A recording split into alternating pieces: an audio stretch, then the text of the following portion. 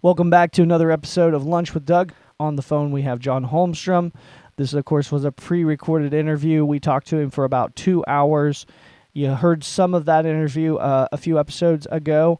If you haven't heard that yet, you should check that out about the event that he was having in New York that has happened now at the airing of this show. But there was so much more in the interview that we talked about, and some things he accomplished and things he's doing.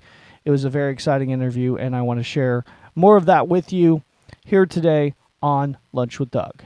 Welcome to a brand new episode of Lunch with Doug, a unique and fun experience brought to you by the creative minds at the Music Exurbia Project. Today's episode is made possible thanks to the generous support of our esteemed sponsors. Harry Frog Graphics, your go-to destination for all things graphic, located at 150 North Commercial, Nevada, Missouri. Reach out to them at 417-381-1077. Karen McNair, your friendly neighborhood nutritionist. Dial 269-267-4644 to learn about the monthly information class or to schedule a personal consultation. Boutique Marketplace, featuring more than 17 vendors, including the second edition shop inside. Located at 500 East Cherry, Nevada, Missouri, at the historic Village Mall property where the new Elite Fitness Gym is currently located. John's Barbershop, located at 121 West Cherry, Nevada, Missouri. Open Tuesday through Friday, they welcome walk-ins, no appointment needed. American Legion Post Number 2, located at 402 East Cherry, Nevada, Missouri. Newly remodeled with a clean, fresh look, gaming machines, and new smoke eaters. Nevada Tobacco and Community Store, your local store next door at 125 West Cherry, Nevada, Missouri. Open 7 days a week, featuring a variety of snacks, Missouri lottery tickets, bottled drinks, and everyday products for everyone. Express Printing, offering print-based products, including banners, decals, signs, and vinyl decals upon request. Printed and cling-based removable decals for various applications. Conveniently located at 14144 East Highway 54, right next to Mr. D's. Contact them at 417-283-2056. Thank you for choosing to spend your lunchtime with us. We have a magazine because of you, so kind of.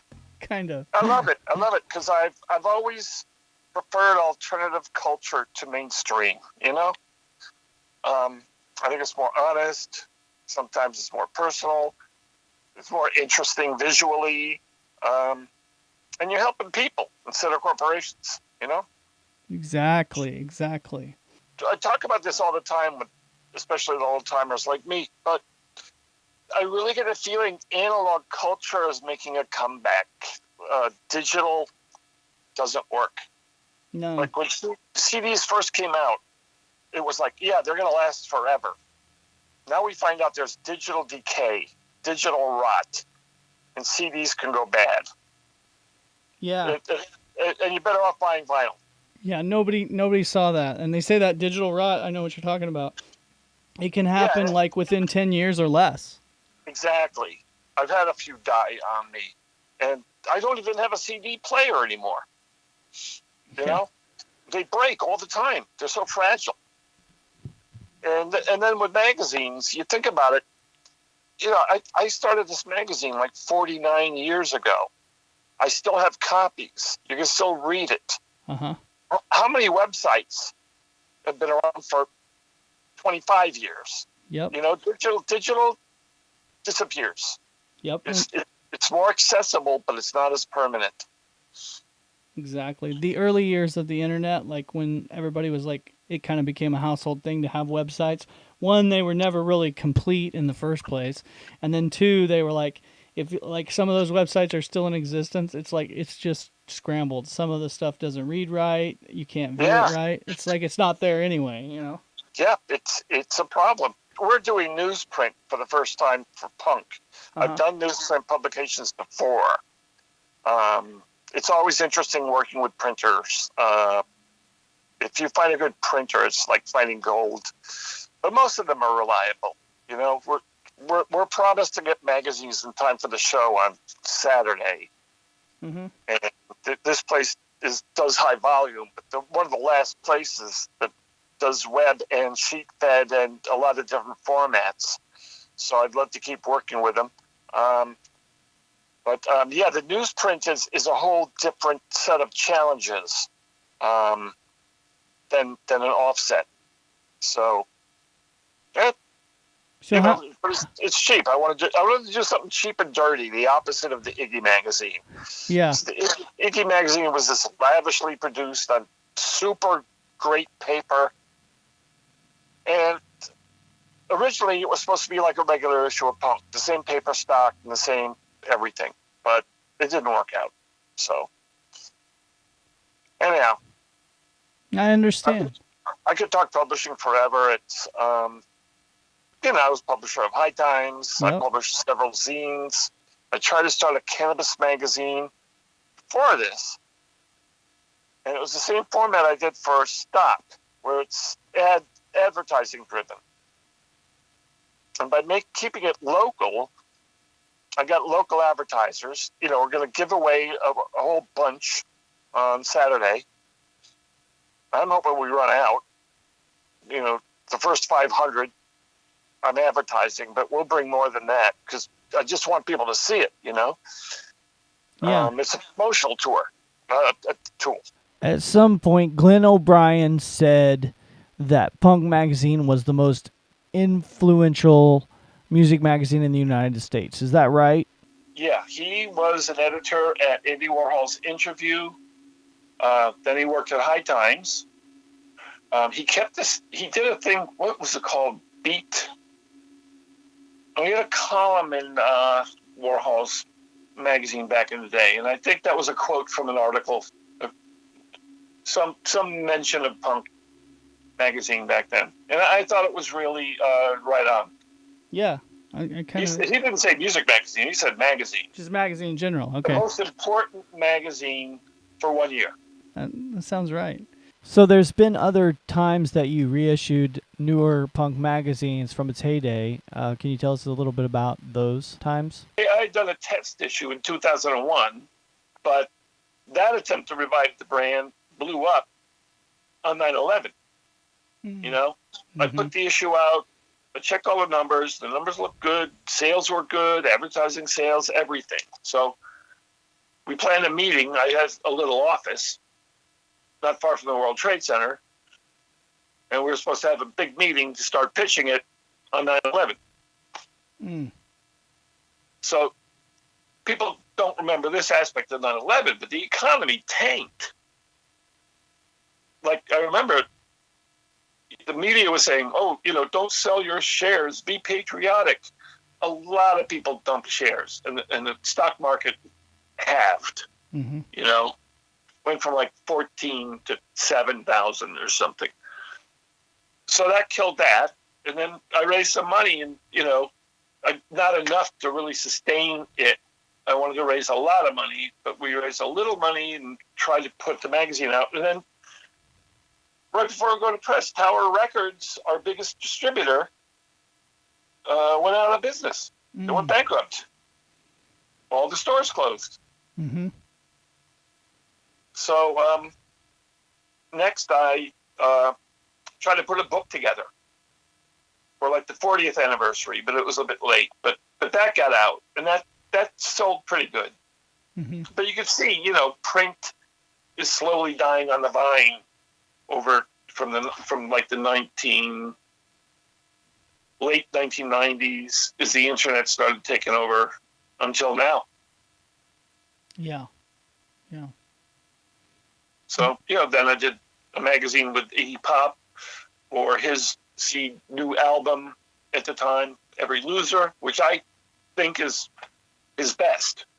I mean, I really wanted to do it, not only because it's Iggy, but it was Iggy at his best. This producer, his producer, Andrew Watt, who's a really great record producer and musician as well, approached me. And it was great working with him.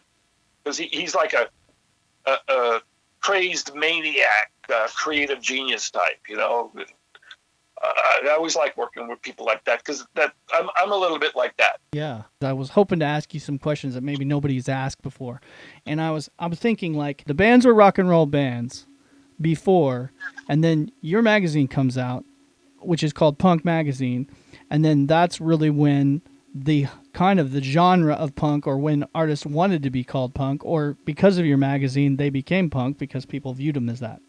that right? Well, to me, what happened was I was a kid. I was like 22, 23 years old when I was bringing up punk. I wasn't knowledgeable enough or eloquent enough to really communicate what was going on, what we were doing, what the other bands were doing. But the thing that happened was, in England, there were 3 weekly music newspapers: Melody Maker, New Musical Express, and Sounds. So they were always hungry for material. Here in New York or in the States, you had a monthly like Rolling Stone that was all corporate stuff. Cream magazine was the closest thing to what we were doing.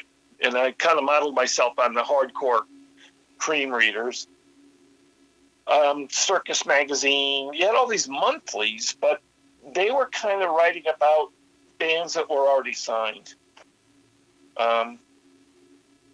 So the newspapers in England were covering the music scene in New York heavily. They were all over all the bands that were playing CBGBs. So when we bring up punk, it created this demand over there for the magazine. So when we were publishing like the Ramones issue,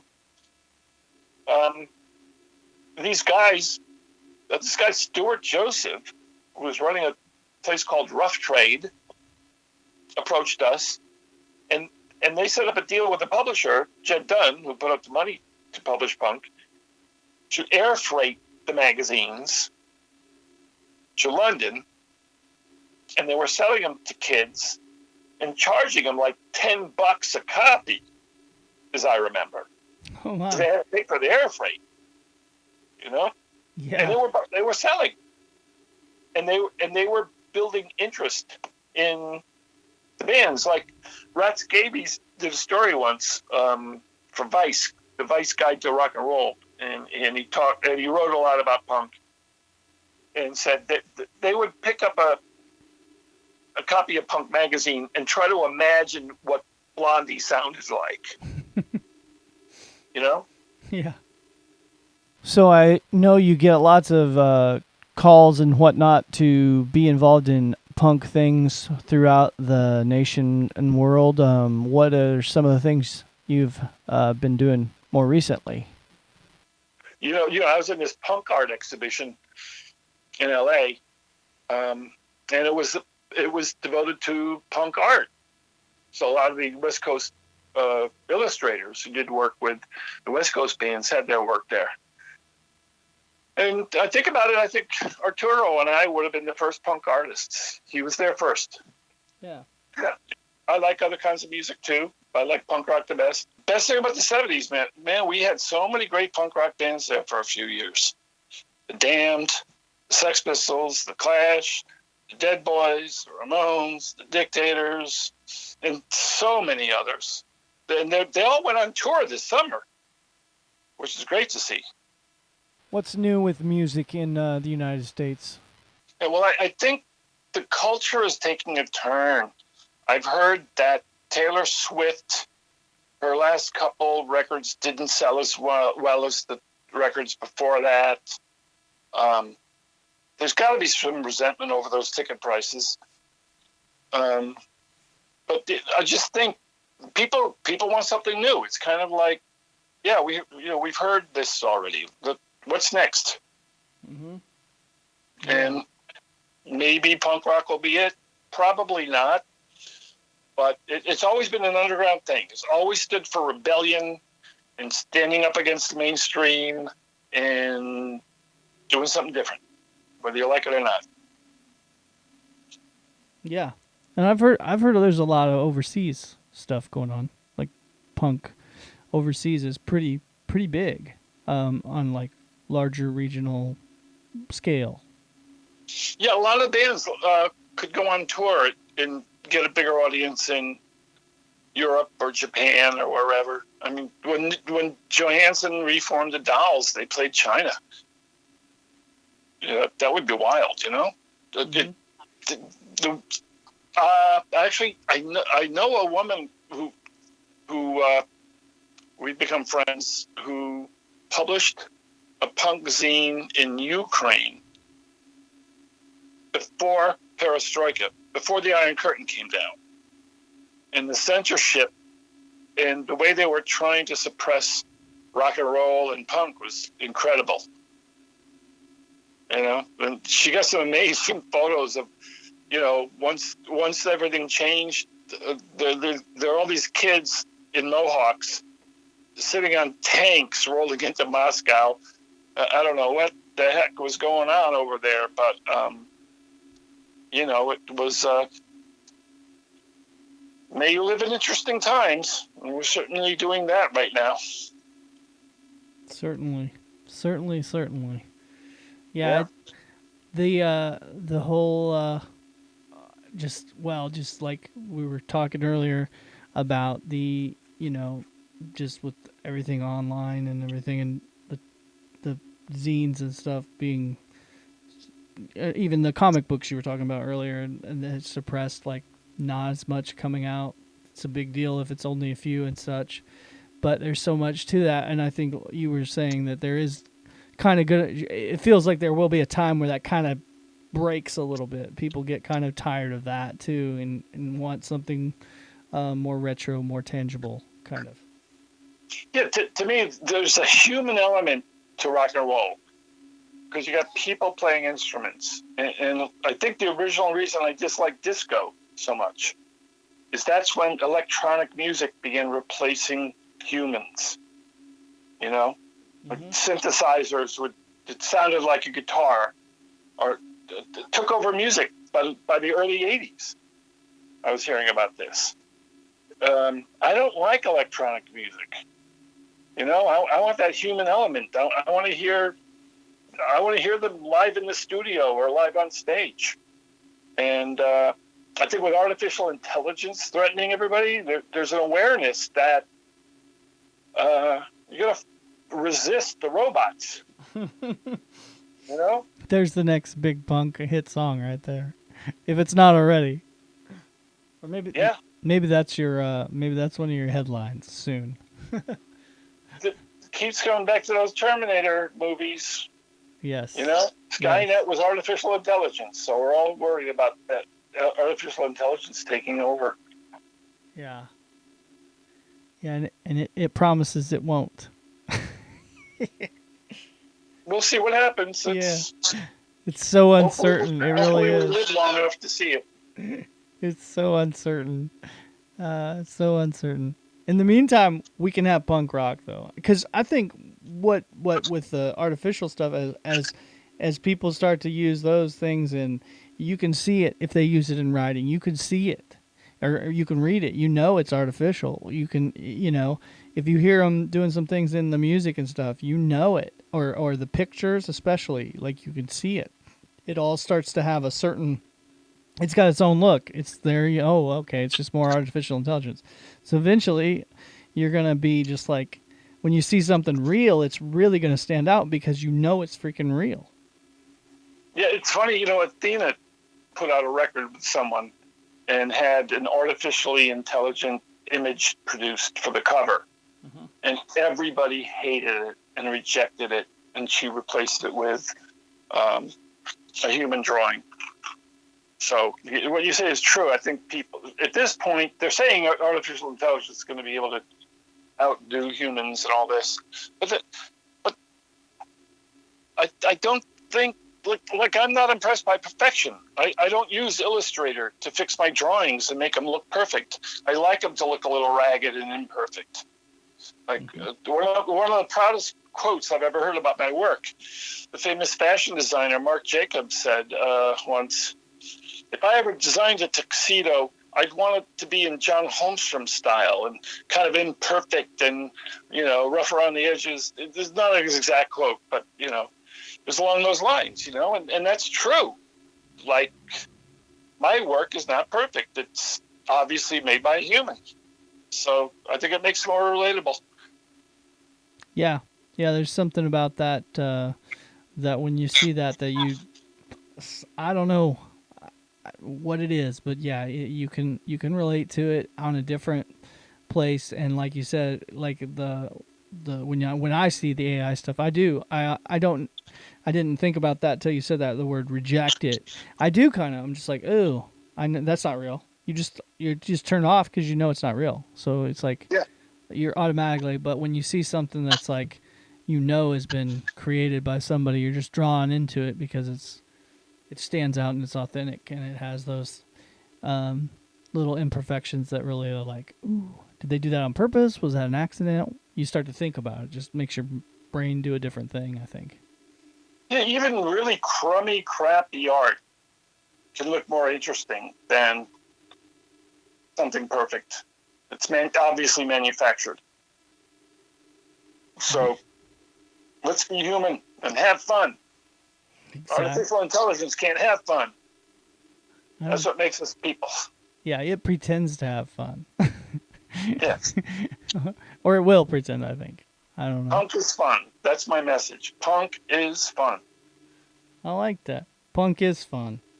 So take me back to the glory years of Punk magazine, and you were writing about these artists that weren't famous yet. We wrote about the Ramones before their first record came out. We wrote about everybody before the first record came out. So it was kind of weird because by the time we were going out of business in 79, we always had a problem with sales. The magazine wasn't on many newsstands. We didn't have many record stores to sell it. Sales were poor. We had tons of back issues stacked up and never sold. Then in 79, it started selling like hotcakes. But at that time, once the Sex Pistols broke up, people were like, oh, you're going to change the name of your magazine now, right? You're going to change it to New Wave or whatever. I was like, screw that. We're forever Punk. And so I went down with the ship. Yeah. Understand that. So yeah, I've heard the story before, but it's great to hear it from your mouth, your full deal there.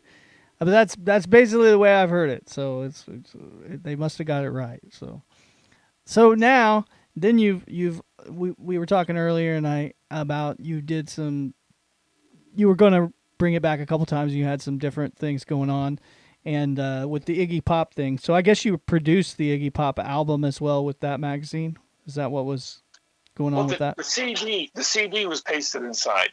They decided at first they wanted to publish it as a regular issue and polybag it with all of the CDs to do CD sales. Because the whole Andrew Watt's original vision was we bring out an issue of Punk and we polybag it with the CD and package it with an album, and it's going to boost the sales. Mm-hmm. But I had so much trouble getting the material from the record company. Like, the weirdest thing was, I get this long interview with Flea and Iggy. It's like 13 pages long in the magazine. And it could have filled up 24. It was so long. And they delivered it on the deadline day. On the day the magazine was supposed to be going to the printer.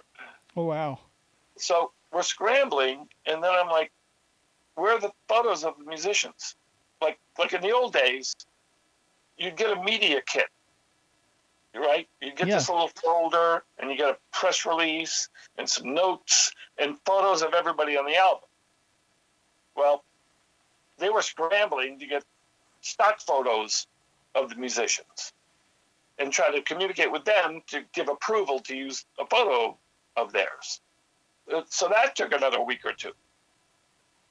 I had given them a name of a printer I think could have handled printing a magazine and polybagging it in time for distribution.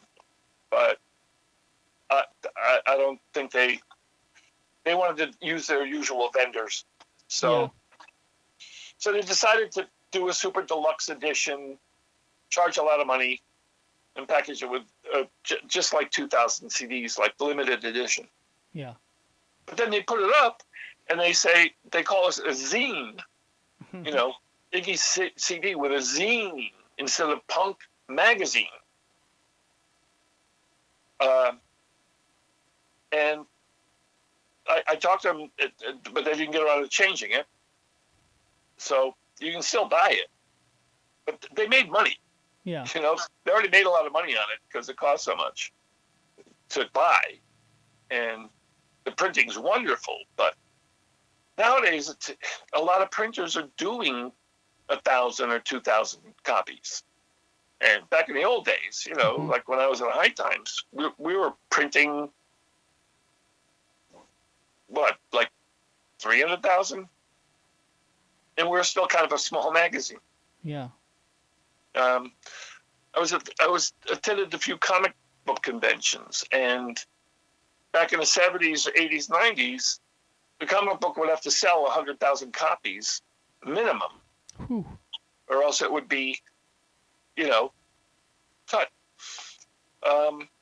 Nowadays, I've heard even the best-selling titles have trouble selling 30,000, like a Spider-Man, and they're probably even lower now. Like comic book shops are closing. It's kind of an oversaturated market. One good thing about doing small press, I mean, there are reasons why all these fanzines, all these punk zines from the 70s sell for outrageous prices. It's supply and demand. Yeah. Even these books, like Richard Lloyd's book or Cheetah Chrome's book, I heard, you know, they sold whatever number the original publisher wanted to sell, and then it goes out of print. And this happened with my book, too, The Best of Punk. You know, we published 10 years ago, and then the publisher decided not to reprint it, and now it sells for $100, at least, if you're lucky. So my advice to you or anybody else doing zines, publish an extra 50 and sock them away. Wait 20 years. Mm-hmm. You know? Exactly. Yeah, well, for the 40th anniversary, we managed to reprint Punk #1 on a decent paper stock. I saw that reprint. In fact, I was looking at maybe trying to get a copy of that. I sell them on eBay for like $30 signed. Oh, that was John Holmstrom on the phone today. Be sure to check out his eBay. Look it up and get one of those signed copies. Those are fantastic and cool. I'll be owning one very soon myself as well. I have to get out of here. We're going to have more of this interview on another upcoming episode. Probably not the next episode, but in a couple we will. And we'll also have a very awesome article written for the Local Air magazine all about, based off this interview, telling John's story and some quotes that we talked to him about and questions and whatnot. So lots of excitement coming up. Stay tuned. I'm Dangerous Doug Harper. Thank you for spending your lunchtime with me. Today's episode is made possible thanks to the generous support of our esteemed sponsors. Harry Frog Graphics, your go-to destination for all things graphic, located at 150 North Commercial, Nevada, Missouri. Reach out to them at 417-381-1077. Karen McNair, your friendly neighborhood nutritionist. Dial 269-267-4644 to learn about the monthly information class or to schedule a personal consultation. Boutique Marketplace, featuring more than 17 vendors, including the second edition shop inside. Located at 500 East Cherry, Nevada, Missouri, at the historic Village Mall property where the new Elite Fitness Gym is currently located. John's Barbershop, located at 121 West Cherry, Nevada, Missouri. Open Tuesday through Friday, they welcome walk-ins, no appointment needed. American Legion Post No. 2, located at 402 East Cherry, Nevada, Missouri. Newly remodeled with a clean, fresh look, gaming machines, and new smoke eaters.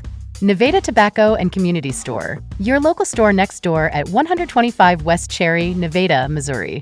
Open 7 days a week, featuring a variety of snacks, Missouri lottery tickets, bottled drinks, and everyday products for everyone. Express Printing, offering print-based products, including banners, decals, signs, and vinyl decals upon request. Printed and cling-based removable decals for various applications. Conveniently located at 14144 East Highway 54, right next to Mr. D's. Contact them at 417-283-2056.